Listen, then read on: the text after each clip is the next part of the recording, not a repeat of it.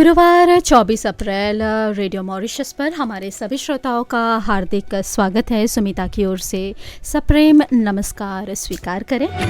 भक्ति धारा इस कार्यक्रम को लेकर आपकी सेवा में हम आ चुके हैं और अभी से लेकर दिन के 11 बजे तक हम आपका साथ देने वाले हैं। ऐसे तो आपको पता है कि भक्ति धारा कार्यक्रम में भक्ति गीत हम चलाते हैं और कोई ना कोई विशेष कार्यक्रम होता है जो भक्ति धारा इस कार्यक्रम के अंतर्गत चलता है।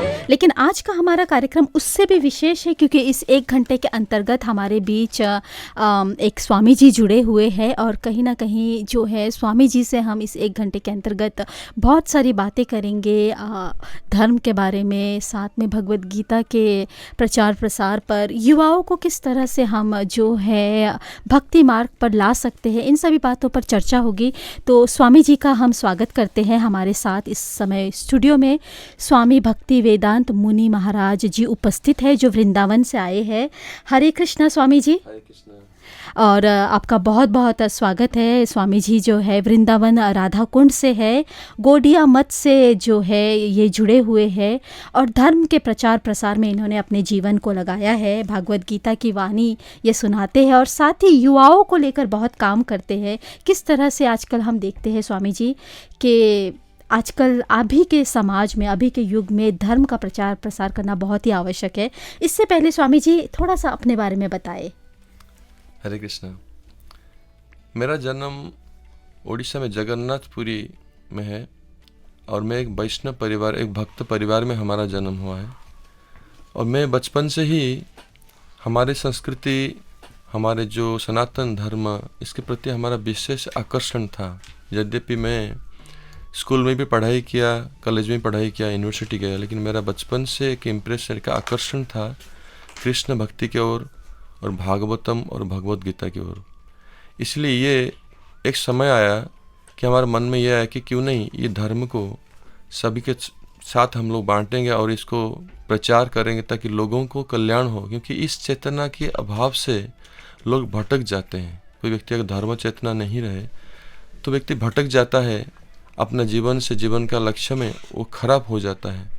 ये आधुनिक सभ्यता में जैसे विभिन्न प्रकार की जो मॉडर्न टेक्नोलॉजी है, टेलीविज़न है, इंटरनेट है, इसके द्वारा लोग भटक जाते हैं और अपना जो संस्कार, अपना जो मूल सनातन संस्कार, जो संस्कृति हमारा इतने उच्च है, इतना ऋषि महर्षि लोग पहले से इसके बारे में हम लोग को सचेत कराया है, लेकिन अभी के समय में लोग इसके बारे में नहीं जानते हैं।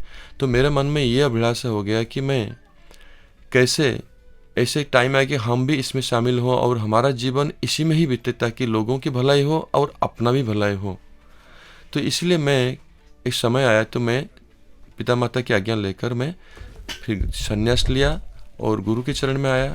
फिर अभी उसी काम में लगा हूँ। बहुत धन्यवाद आचार्य जी अपने बारे में हमारी जानकारी देने के लिए। और हमारे लिए बड़ी ही सौभाग्य की बात है कि आज हम हमारे स्टूडियो में आए हैं। स्वामी जी, अगर हम धर्म के प्रचार प्रसार की बात करें तो युगों से ये चलता आ रहा है, लेकिन समय के साथ हम देख रहे हैं कि हमारे समाज में काफ़ी बदलाव आ रहे हैं। कुछ बदलाव सकारात्मक है, वहीं पर बहुत सारे ऐसी चीज़ें हैं जो नकारात्मक है।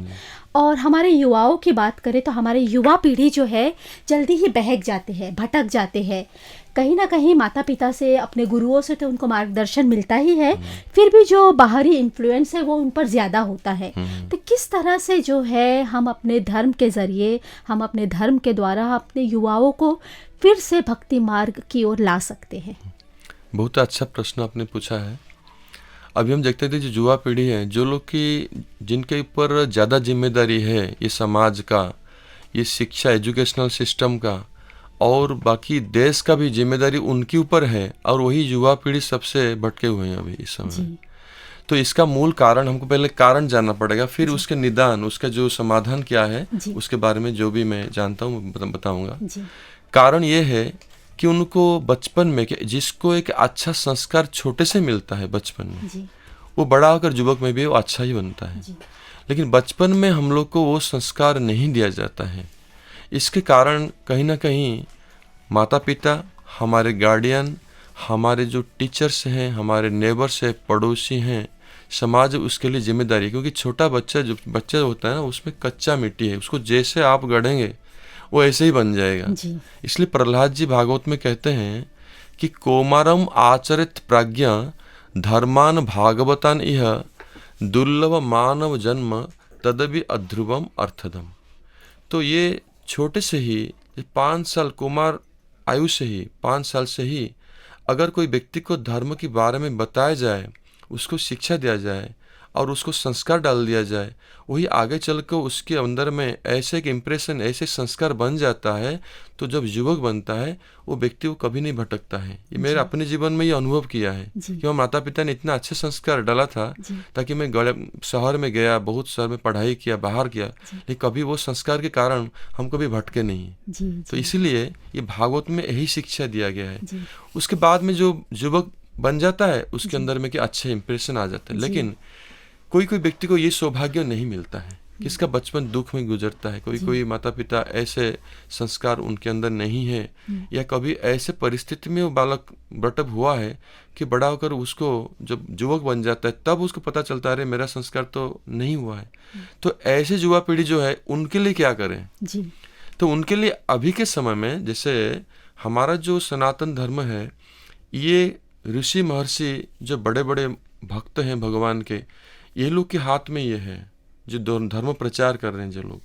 तो युवक लोग के लिए मेरा ये अनुरोध है कि वो जितना समय अपने ये संसार जैसे इंटरनेट में, कंप्यूटर में, या सिनेमा थिएटर या पार्क पार्टी जिसमें ज़्यादा समय दे रहे हैं, या बॉलीवुड सिनेमा हो गया या ये सब चीज़ को हॉलीवुड सिनेमा हो गया, इसमें समय ज़्यादा नहीं दे करके अपना कल्याण के लिए इनको ज़्यादा कोई ऋषि महर्षि या बड़े बड़े जो महात्मा लोग हैं, साधु लोग हैं, जिनके अंदर अच्छे गुण हैं, जो लोग अच्छे साधु, ऐसे तो बहुत लोग ढोंगी भी हैं, तो अच्छे साधु संत हैं या मंदिर या सत्संग के स्थान में इनको जरूर जाना चाहिए।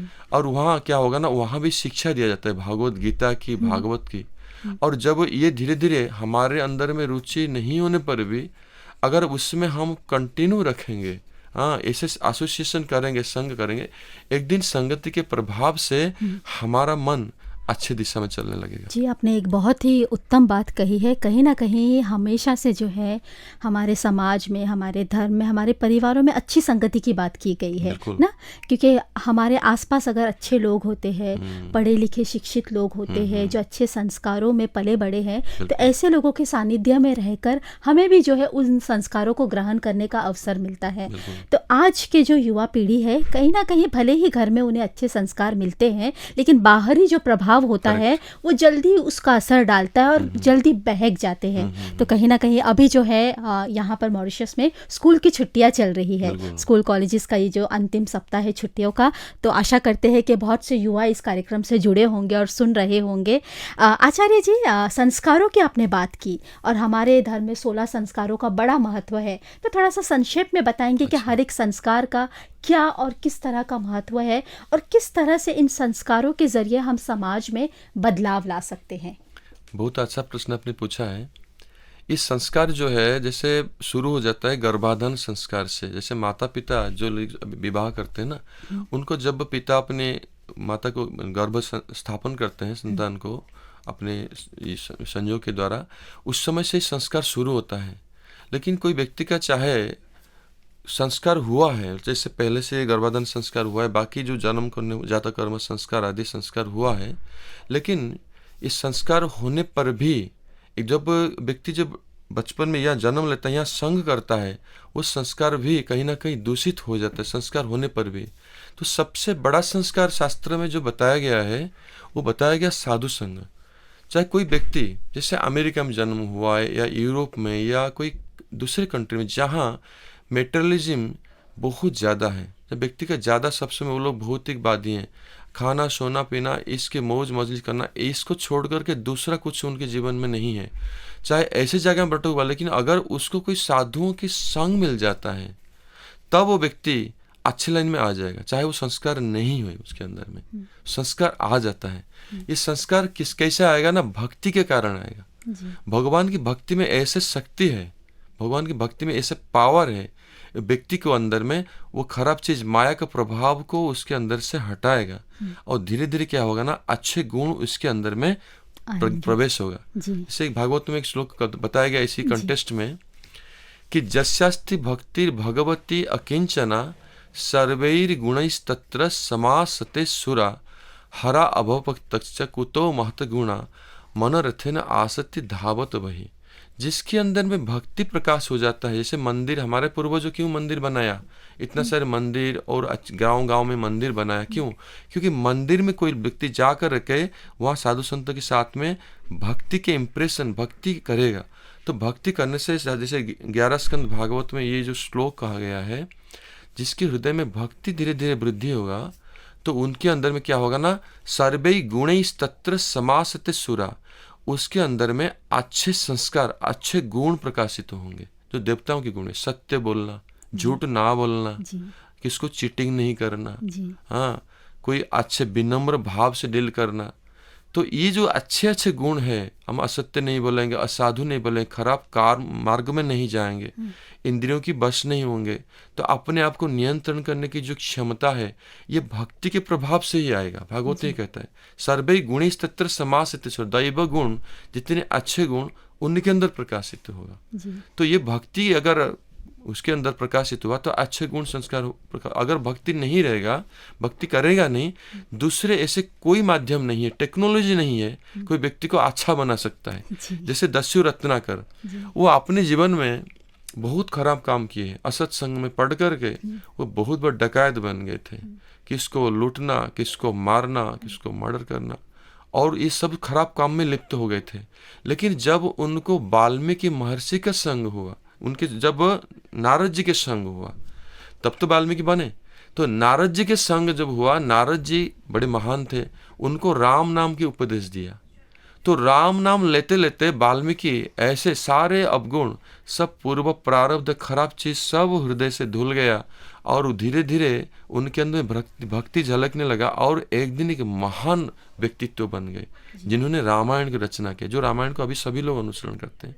तो वाल्मीकि जीवन जैसे हुआ, अजामिल भागवत में दिया गया कि बहुत पाप करने वाला व्यक्ति, मृत्यु तक उन्होंने पाप किया है, लेकिन क्योंकि भगवान के नाम ले लिया, नारायण नाम ले लिया, तो उस नाम से उसके अंदर में सारे पाप धुल गए और वो वैकुंठ भगवत धाम चला गया। तो ये संस्कार, ये जो चीज है, ये साधुओं की संगति, भक्ति के प्रभाव से कोई व्यक्ति अच्छा बन सकता है। मतलब ये शास्त्रों में प्रेरणा दिया गया है। जी, बहुत धन्यवाद। कहीं ना कहीं संस्कारों का बड़ा ही महत्व है। अच्छे संस्कार हमें जीवन में बहुत दूर तक ले जाते।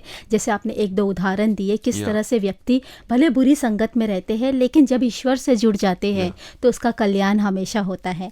तो श्रोताओं, आज का हमारा कार्यक्रम बहुत ही विशेष है। हमारे साथ स्वामी भक्ति वेदांत मुनि महाराज जी उपस्थित हैं, जो वृंदावन से आए हुए हैं और भक्ति और धर्म के बारे में हमें जो है जानकारी दे रहे हैं। तो अभी के लिए चलिए एक सुंदर भक्ति गीत के साथ कार्यक्रम को हम आगे ले जाते हैं, फिर आज के इस भक्ति धारा प्रोग्राम को हम जारी रखेंगे। रेडियो मॉरिशस पर पुनः आप सभी श्रोताओं का हार्दिक अभिवादन। दिन के 10:25 हो रहे हैं और आज हमारे साथ हमारे इस कार्यक्रम में स्वामी भक्ति वेदांत मुनि महाराज जी उपस्थित हैं और धर्म को लेकर जो है बहुत सारी चर्चा हमारे साथ कर रहे हैं। स्वामी जी बताइए कि बच्चों की बात हम करते हैं तो खासकर हमने संस्कारों की बात की, भक्ति मार्ग की बात की, तो बच्चों की परवरिश किस प्रकार से होनी चाहिए? क्योंकि हमारे जो बच्चे हैं हमारे देश का भविष्य है, आने वाले कल का जो भविष्य है, तो उनकी परवरिश किस तरह से होनी चाहिए और किस तरह के गुण उनमें डालने चाहिए ताकि वो जो है जीवन में हमेशा सही मार्ग पर बने रहें। बहुत अच्छा प्रश्न आपने पूछा है कि बच्चे जो होते हैं हमारे भविष्य हैं, हम जैसे उनको बनाएंगे वही आगे चल करके युवक भी बनेंगे, आगे चल करके वो भी माता पिता बनेंगे, आगे चलकर वही लोग टीचर भी बनेंगे, शिक्षक भी बनेंगे और पूरा देश को वही लोग संभालेंगे। तो इसलिए अगर संस्कार बच्चों में दिया जाए तो सब चीज़ ये प्रॉपर वे वास्तविक ऐसे ही होना चाहिए ताकि वो भविष्य में वो अच्छे बन सकें। तो बच्चे लोग को कैसे परवरिश होना चाहिए, मैं 2-4 उसमें उदाहरण दूंगा। जैसे हम देखें कि माता पिता अगर आचरणशील हो, माता पिता जैसे जानते हैं कि जब बच्चे जन्म हो गए, बच्चे हैं, तो उनके सामने और उनके जो रहते हुए उनके प्रेजेंस में उनका आचरण कैसे होना चाहिए ताकि बच्चे भी अच्छे गुण उनसे सीखें। और देख रहे हैं कि बच्चे अगर देखें कि वो अपने माता पिता उनके माता पिता को अच्छे व्यवहार नहीं कर रहे हैं, सेवा नहीं कर रहे हैं, परायण नहीं कर, तो वो भी बच्चे होकर के वो भी अपने माता पिता की सेवा नहीं करेंगे। ऐसे एक उदाहरण दिया।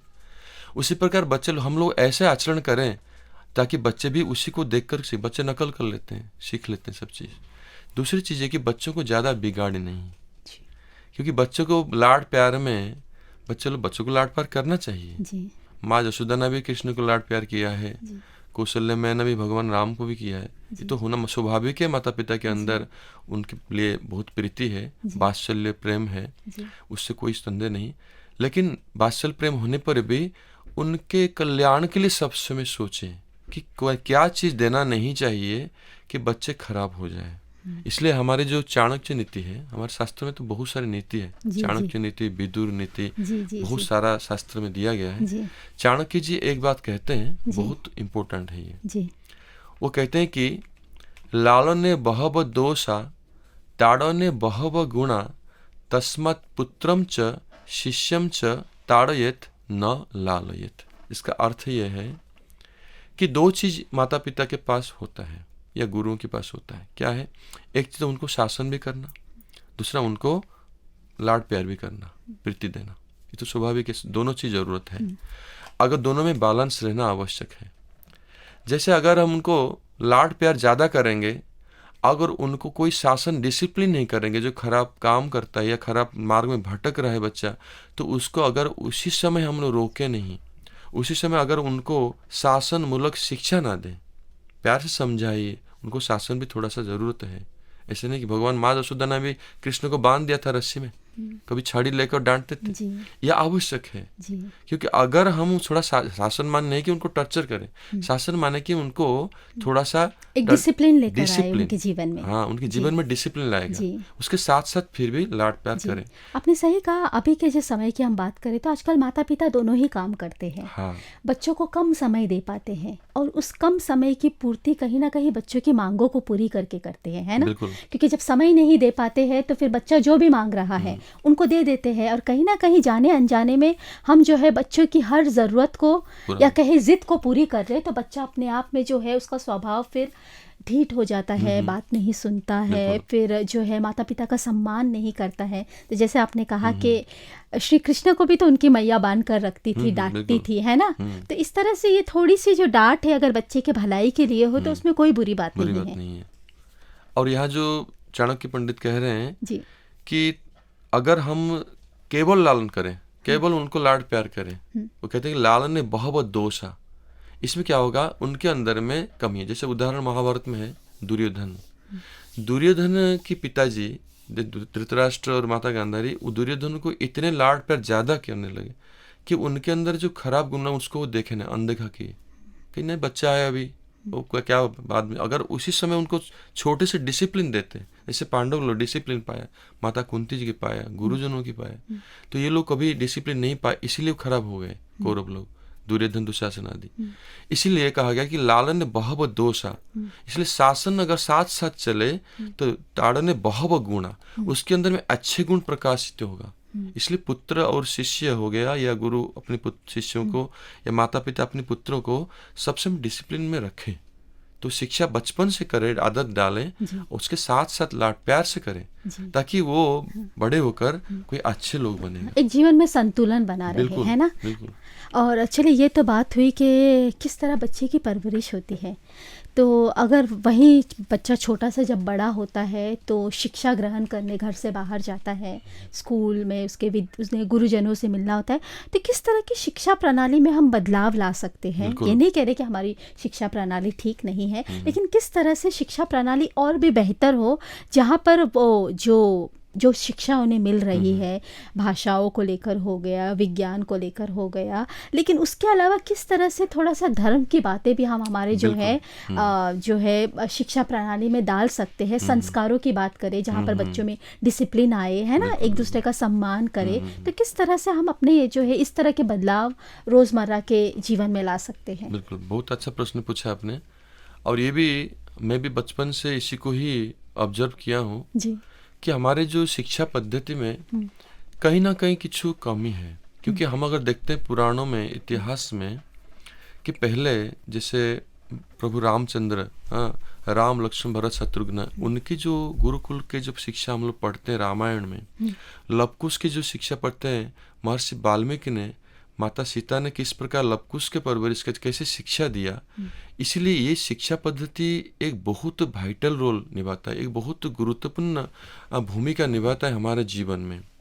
इसलिए मैं थोड़ा सा एक्सप्लेन करना चाहूँगा हमारे शास्त्र से कि विद्यालय, तो शिक्षा का हमारा जो विद्यालय, स्कूल के प्रीवियस नेम था विद्यालय, गुरुकुल या विद्यालय। विद्यालय में जहाँ हम विद्या लाभ करते हैं, विद्या शिक्षा करते हैं।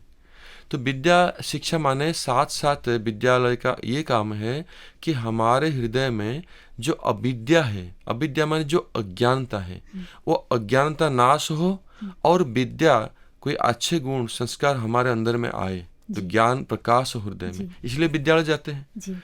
लेकिन अगर वो विद्यालय में वो अविद्या नाश, अज्ञानता, इग्नोरेंस को नष्ट करने की कोई शिक्षा नहीं है, तो फिर उसमें विद्या ज्ञान प्रकाशित नहीं होगा। इसलिए हमारे जो नीति शास्त्र में एक बात कहा गया है कि नम्रन्ति गुणी न जनाः नम्रन्ति फलिन वृक्षः। जैसे कोई वृक्ष में, कोई गाछ में अगर बहुत फल हो जाता है, भर जाता है, तो वो वृक्ष कहीं ना कहीं बेंड हो जाता है, झुक जाता है। उसी प्रकार उसके अंदर में अगर कोई अच्छे गुण प्रकाशित होगा तो उनके स्वाभाविक रूप में अहंकार, जो ईगो है, जो एटीट्यूड है, ये सब दूर होगा, कहीं ना कहीं विनम्र भाव, विद्याम ददाति विनयम। और भगवत गीता में भगवान वो बात को कहते हैं कि विद्या विनय संपन्न ब्रह्मणे गभी अस्तिनि सुनि चैव सुपाके च पंडितः समदर्शिन। वास्तव में जो विद्या लाभ किया है उसके अंदर में विनयता आ जाता है, वो हम्बल हो जाता है और भगवान के जो स्थिति को सब जगह अनुभव करता है, भगवान विराजमान है, वो सभी को सम्मान देता है। ये बहुत इंपॉर्टेंट रोल निभाता है। और दूसरी बात है कि जैसे अविद्या, जैसे इग्नोरेंस, जो हमारे हृदय में जो पहले से कुछ पिछले जन्म का प्रारब्धिक कारण हो, कुछ खराब गुण है सभी के अंदर में, कुछ अविद्या है, कुछ संस्कार है। तो अच्छे संस्कार के द्वारा विद्यालय में जैसे हम लोग कुछ स्तव स्तुति करते हैं, गुरु लोग कुछ प्रार्थना कराते थे, तो उसके जो मंत्र के जो प्रभाव से वो हमारा जो अनर्थ है, खराब गुण दूर होता है, उसके अंदर में हमारा पॉजिटिविटी, सत्व गुण की प्रकाश होता है। तो सत्वगुण अगर प्रकाशित होगा, व्यक्ति नेचुरली अपने आप सच बोलेगा, उसको बोलना जरूरत नहीं। तो लेकिन अगर हम राजसिक और तामसिक शिक्षा देंगे, जो टेक्नोलॉजी में तो बहुत अच्छा है, टेक्नोलॉजी द्वारा हम लोग आजकल बहुत दूर दूर तो कम्युनिकेट कर पाते हैं, अपनी बात कर पाते हैं, बहुत कुछ कर पाते हैं टेक्नोलॉजी में। लेकिन टेक्नोलॉजी के अगर दुरुपयोग किया जाए, मोबाइल के द्वारा, इंटरनेट के द्वारा, व्यक्ति मोबाइल के द्वारा कोई अच्छी शिक्षा नहीं ले रहा है, वो सब खराब चीज को देख रहा है, जो चीज खराब, तो उसके कारण उसके अंदर में खराब इंप्रेशन आता है। तो विद्यालय में ये शिक्षा देना चाहिए कि कैसे वो टेक्नोलॉजी को प्रॉपर्ली यूटिलाइज कराया जाए।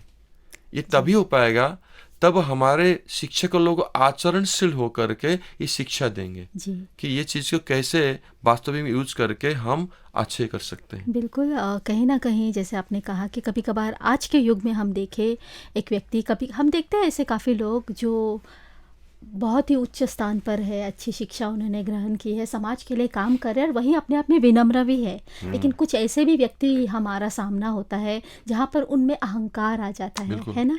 और कहीं ना कहीं ये अहंकार जो है हमारे लिए ज़्यादा हानि पहुंचाता है, क्योंकि इससे तो किसी का फ़ायदा तो होने वाला नहीं है।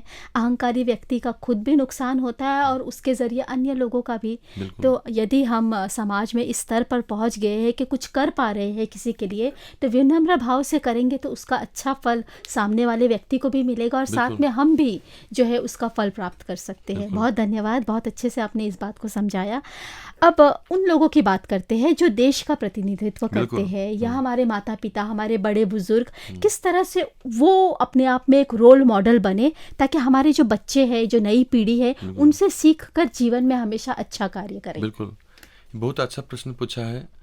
और ये कि अभी हमारा जो लोग हमारे लीडर्स हैं, जो हमको गाइड करते हैं, जैसे मास में गाइड करते हैं, हमारे समाज को हो गया या देश को हो गया, गाइड करते हैं, उनको कैसे होना चाहिए, ये शिक्षा हम लोग, इसका जो उदाहरण है, आदर्श है, हमको रामायण महाभारत से लेना चाहिए। जैसे हम कहते हैं राम राज्य, महात्मा गांधी राम राज्य के बारे में सब समय जिक्र करते थे कि राजा राम के राज्य होना चाहिए, कि प्रभु रामचंद्र भगवान हो करके वो ऐसे राजा बने थे, उनका जीवन को उन्होंने ऐसे तपस्यामय बनाया प्रजाओं के लिए।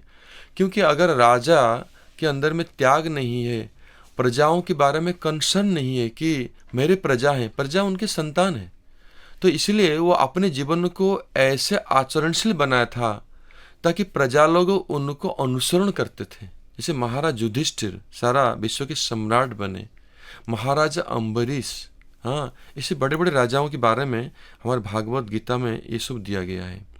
इसलिए भगवत गीता में भगवान एक बहुत सुंदर श्लोक कहते हैं, गीता में कहते हैं, जद जद आचरति श्रेष्ठस तत् तत् एव इतर जनाः सजत प्रमाणं कुरुते लोक तदनुवर्तते। अर्थात जो श्रेष्ठ स्थानीय लोग हैं, जो हमारे सुपीरियर हैं, वो जैसे आचरण करेंगे बाकी साधारण लोग उसके अनुसरण करेंगे, वो जैसे करेंगे। इसलिए अगर कोई राजा लोग जो भी हैं, हमारे जो लोग लीडर्स हैं, नेता हैं, अगर वो आचरणशील बनेंगे, आचार्यवान बनेंगे, उनके आचरण बहुत, पर्सनालिटी बहुत अच्छा रहेगा, तो नेचुरली उनकी जो प्रजा है और उनके ऊपर जो निर्भरशील है वो क्या करेंगे ना, वो भी उसी आचरण को अनुसरण करेंगे। तो श्रेष्ठ लोग नहीं करेंगे, हम उसी का अनुकरण करेंगे। अभी के टाइम में पहले बच्चे लोग हो गए, बाद जो लोग भी तथाकथित हमारी युवा पीढ़ी है, या क्या करते हैं ना, जैसे हमारे बॉलीवुड एक्टर लोग को, उनको अपना जीवन के हीरो बनाते हैं कि उनको अनुसरण करते हैं, ऐसे हेयर स्टाइल रखना, ऐसे बात करना, इनके एक्शन देखना। तो ये सब करने के कारण, लेकिन वो लोग तो वो तो एक्टर हैं, अभिनेता है, उनके जीवन में तो वो ऐसे आचरण तो है नहीं, वो तो सिर्फ अभिनय कर रहे हैं। इसलिए हम लोग को अनुसरण करना चाहिए जो रियल मॉडल हमारा जीवन में भगवान कृष्ण, भगवान राम, महाराज अम्बरीश, युधिष्ठिर महाराज, ये लोग जैसे आदर्श जीवन में दिखाया है। अगर इनके बारे में चर्चा हो, अब टेलीविजन में और सब जगह एज के बारे में दिखाया जाए लोग, तो लोग नेचुरली इनको अनुसरण करेंगे। करने से क्या, अभी भी बहुत साधु संत जीवन में भारत में है, बहुत जगह में, तो उनको भी अगर हम लोग फॉलो करेंगे, उनको इंट्रोड्यूस करा जाए, लोग जीवन में जरूर अच्छे शिक्षा लाभ करेंगे और जीवन में चरित्र भी, कैरेक्टर भी अच्छे बन जाएगा जी। और कहीं ना कहीं अभी के समय में अपने चरित्र को बनाए रखना बहुत आवश्यक, अच्छे आचरण को जो है बनाए रखना, अच्छे स्वभाव को बनाए रखना बहुत आवश्यक है। क्योंकि कहते हैं ना कि समय के साथ सब कुछ चला जाता है, फिर चाहे वो हमारी काया हो, हमारा जो भी कुछ है, जो भी धन दौलत हमने कमाई है इस जन्म में, लेकिन जो अच्छा आचरण है वो सदैव उस व्यक्ति के जाने के बाद भी उसे याद किया जाता है। बिल्कुल। गुरुजी, आप, हमने देखा आप हारमोनियम भी लेकर आए हैं, आपके मुख से अगर हमें कुछ सुनने का अवसर मिले तो हमारे लिए बड़ी सौभाग्य की बात होगी। तो ईश्वर के नाम पर आप कुछ सुना दीजिए। बिल्कुल, हम इसी जो चर्चा चल रहा है इसी के ऊपर हम एक दो शब्द गाना चाहते हैं। हम बहुत सारे भजन गाए हैं, वो एल्बम में सब है।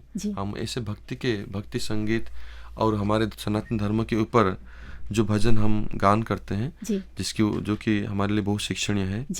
जैसे हरिनाम, भगवान की मैं नाम के बारे में शुरू में जिक्र किया था कि ये हरिनाम हमारा जो है, ये हरि से बड़ा भगवान अपने नाम को ज़्यादा प्राधान्य दिया है। अब देखते हैं बड़े बड़े महात्मा लोग हरिनाम देते हैं। महात्मा गांधी बनी एक बहुत बड़े लीडर होकर भारत में, वो भी राम नाम ले रहे थे, और बड़े बड़े कि भगवान नाम को ये जो वाइब्रेशन है वो कहीं ना कहीं इतने दिव्य ध्वनि तरंग है और हृदय में जा कर के हमारे जो अवगुण को, खराब गुण को नाश करता है, अज्ञानता को नाश करता है, कहीं ना कहीं हमको सत्य गुण की तरफ ले जाता है, कोई अच्छे संस्कार हृदय में डालता है, अच्छे व्यक्तित्व बनाता है। तो भगवान ने इसलिए अपने नाम की प्रचार किया जगत में, इसलिए हम उसी के ऊपर एक छोटे से भजन है। जी, दो लाइन हमें दो लाइन हम उसको गा करके आपको सुना रहे हैं। अवश्य।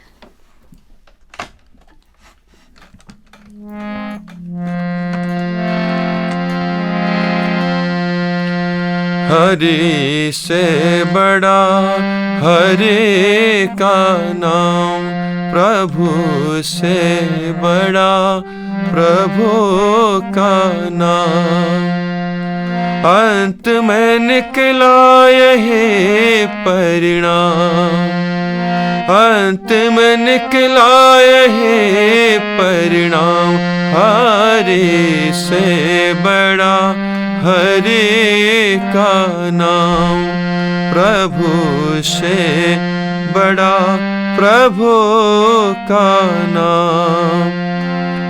जिस सागर को लांघ सके ना बिना पुल के राम, जिस सागर को लांघ सके ना बिना पुल के राम। कूद गए हनुमान उसी को, कूद गए हनुमान उसी को, लेकर राम का नाम। हरि से बड़ा हरि का नाम, प्रभु से बड़ा प्रभु का नाम। बहुत सुंदर स्वामी जी, बहुत ही सुंदर। और ईश्वर का नाम अपने आप में एक ऐसा है जो हमें हर दुविधा से निकालता है, हर नकारात्मक वातावरण को सकारात्मक कर देता है। और अब कलयुग की बात करें तो कलयुग में ईश्वर का नाम जपना, इसे बड़ा महत्व दिया गया है। चलिए अभी के लिए ऐसा करते हैं, एक सुंदर सा एक छोटा सा भक्ति गीत हम चलाते हैं और उसके बाद कार्यक्रम को जो है हम जारी रखेंगे। भक्ति धारा इस कार्यक्रम में पुनः आप सभी श्रोताओं का स्वागत है। दिन के 10:48 होने को है और हमारे साथ स्वामी भक्ति वेदांत मुनि महाराज जी उपस्थित है जो वृंदावन से आए हैं। और काफ़ी चर्चा हो रही है आज धर्म के बारे में, भक्ति के बारे में, युवाओं के बारे में।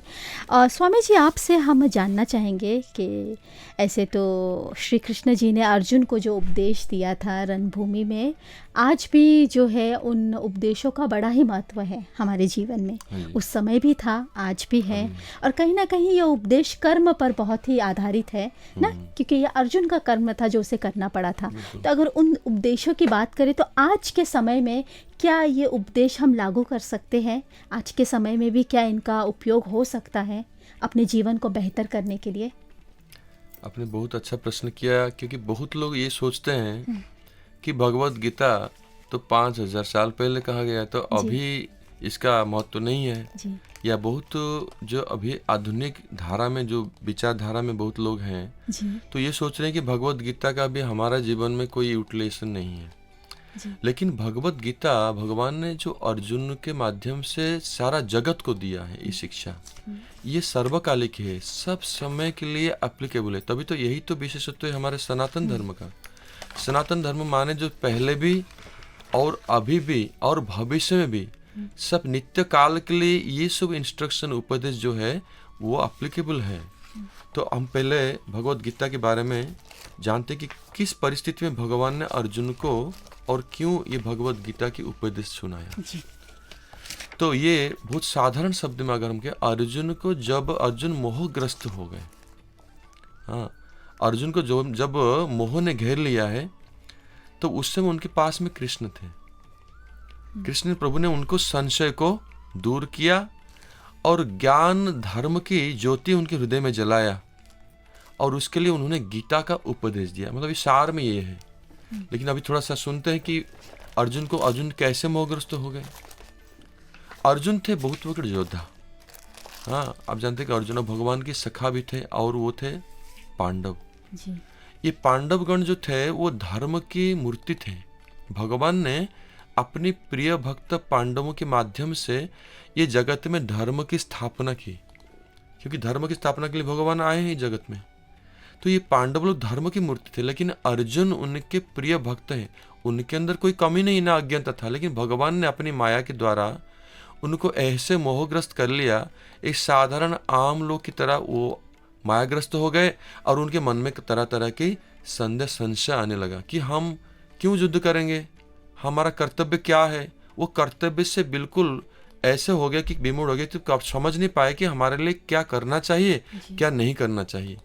और वास्तविक अगर हम अपने आप को एग्जामिन करें, हर कोई व्यक्ति ऐसे ही परिस्थिति में है कि क्या करना चाहिए मुझे, क्या नहीं करना चाहिए, डिसाइड नहीं कर पाते हैं। तो ये सभी के लिए है।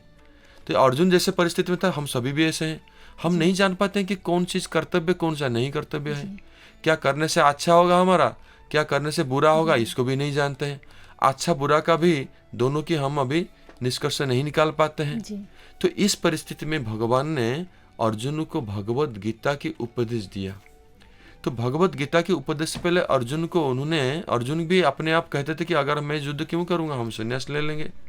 ये सभी का है, संन्यास लेना भी एक धर्म है, युद्ध करना भी एक धर्म है। लेकिन अर्जुन को भगवान ने कहा कि तुम्हारा जो कर्तव्य है, तुम्हारा जो इस परिस्थिति में कर्तव्य है, उसको करो। इसलिए हम लोग को सब अपने अपने कर्तव्य को करना चाहिए।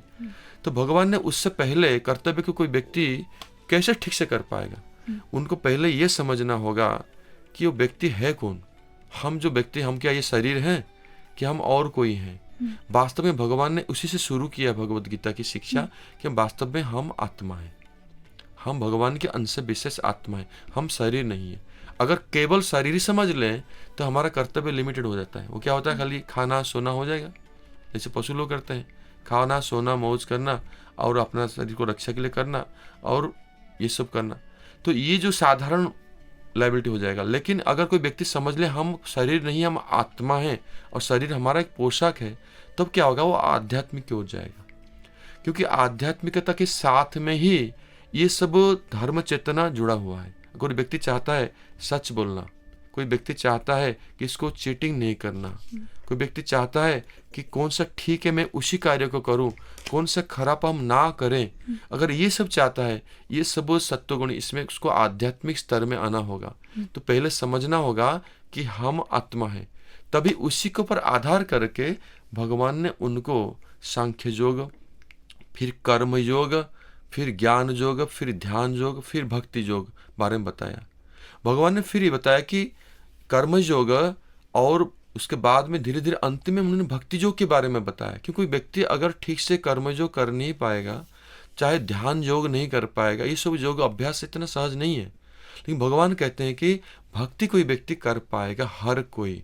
कि भक्ति में भगवान कहते हैं बहुत सिंपल है, मुझे चिंतन करो, मन मना भव मद्भक्त मत जाजी माम नमस्कुरु। जैसे हमारे पूर्वज लोग, सनातन धर्मावलंबी जो भारतीय लोग, वो लोग करते थे भगवान की चिंतन करना, भगवान की पूजा करना, माम नमस्कुरु, मुझे नमस्कार करना। ये उसी के ऊपर आधारित है, भगवत गीता की शिक्षा के ऊपर। क्योंकि इसी शिक्षा के ऊपर आधारित है कि ये करने से क्या होगा, ये करने से धीरे धीरे क्या होगा ना, भगवान की तरफ हमारा आकर्षण बढ़ेगा और धीरे धीरे हमारे हृदय में परमात्मा की जो शक्ति है वो बढ़ता जाएगा और हमको कभी भटकने नहीं देगा, हमको कहीं सत्य और धर्म की राह पर हमको ले जाएगा। तो जो कि हमारे जीवन में बहुत आवश्यक है। अगर हम सत्य धर्म की मार्ग पर चलते रहेंगे तो कभी हम कि दूसरे का अहित नहीं करेंगे, अपना कल्याण करें, दूसरे का भी कल्याण करेंगे।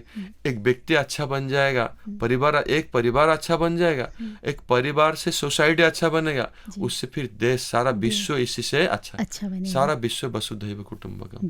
तो भगवत गीता का ये मैं सार रूप में एक दृष्टिकोण को बताया। हमारे पास समय बहुत कम है स्वामी जी। ऐसे तो जिस विषय पर आज हम चर्चा कर रहे हैं, शायद ऐसे कई और कार्यक्रम कर ले, फिर भी ये जो हमारी चर्चा है वो समाप्त नहीं होगी। लेकिन आज के इस विशेष कार्यक्रम में आप आए, आप जुड़े, आपने इतनी सारी जानकारियाँ दी। आशा करते हैं कि हमारे जितने श्रोता इस वक्त इस कार्यक्रम से जुड़े हैं, सभी जो है किसी न किसी रूप में इस कार्यक्रम से अवश्य लाभ उठाए। जाने से पहले कोई संदेश देना चाहेंगे? बिल्कुल, मेरा ये संदेश है, मैं सार रूप में देना चाहता हूँ। अभी हमारे जो धर्म है, सनातन धर्म है, जो सनातन धर्म है वो संकट में है। सनातन धर्म इसलिए संकट में है क्योंकि ये धर्म को कोई जिम्मेदारी के साथ में अपना जीवन में नहीं उतार रहे हैं। लोग सोच रहे हैं कि ये सब गीता भागवत ये सब किताब में रहने वाली चीज़ है। इसलिए अगर हम अपने आप जिम्मेदारी लेंगे, अपनी इस संस्कृति को समझें, गीता भागवत के अध्ययन करेंगे, अनुशीलन करेंगे, तो जीवन में इसके गहराई में जाएं, तब आप अपना कल्याण अवश्य ही कर पाएंगे। इसके द्वारा धीरे धीरे देश का कल्याण, सारा विश्व के कल्याण होगा। अभी सारा विश्व इसी के पीछे, जितने भी समस्या है समाज में, जगत में, इसी के कारण है। ये धर्म चेतना की अभाव है। इसलिए इस धर्म चेतना के प्रचार प्रसार होना आवश्यक है। मैं यही सबके पास ये आवेदन करता हूँ। बहुत धन्यवाद स्वामी जी इस सुंदर कार्यक्रम के लिए। इस कार्यक्रम से हमें भी बहुत कुछ सीखने को मिला, बहुत कुछ जानने को मिला, और बस ईश्वर की जो अपार कृपा है वो हमारे समाज पर, हमारे देश पर, इस पूरे सृष्टि पर हमेशा बनी रहे और आपका आशीर्वाद बना रहे। बहुत धन्यवाद। आपके साथ जितने भी जो है आए हैं अतिथि, उनको भी हम धन्यवाद देते हैं। खासकर जो है तरुणी देवी दासी जी, आपका धन्यवाद, आप आई। बहुत बहुत धन्यवाद स्वामी जी, आपका धन्यवाद। हमारे श्रोता जिन्होंने रेडियो के माध्यम से इस कार्यक्रम में भाग लिया, आपका भी आभार। इस अंतिम प्रस्तुति के साथ आज के इस कार्यक्रम को हम समाप्त करेंगे। 11 बजे जो है आप सुनेंगे समाचार, और उसके बाद आप उर्दू भाषा में कार्यक्रम सुन पाएंगे। शम्मे फ़रोज़ा निसार जी की पेशकश में, और हमारी आपकी भेंट जल्द होगी। तब तक के लिए हमें दीजिए अनुमति। नमस्कार, शुभ दिन। हरे कृष्णा हरे गुरु जी। कृष्णा। हरे कृष्णा कृष्णा कृष्णा हरे हरे, हरे राम राम राम हरे हरे।